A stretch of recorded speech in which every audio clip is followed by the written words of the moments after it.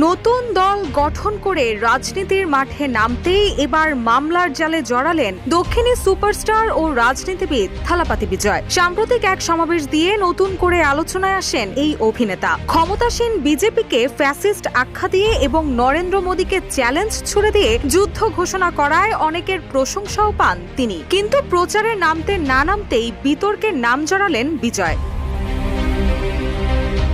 ভারতীয় গণমাধ্যম এনডিটিভির প্রতিবেদন অনুযায়ী গত ২১ আগস্টের জনসভায় বিজয় এবং তার দেহরক্ষীদের বিরুদ্ধে দুর্ব্যবহারের অভিযোগ উঠেছে। এরই মধ্যে তামিলাগা ভেট্রি কাজাগমের প্রতিষ্ঠাতা বিজয়ের বিরুদ্ধে এফআইআর দায়ের করা হয়েছে। এতে তার দেহরক্ষীদের বিরুদ্ধেও অভিযোগ জানানো হয়।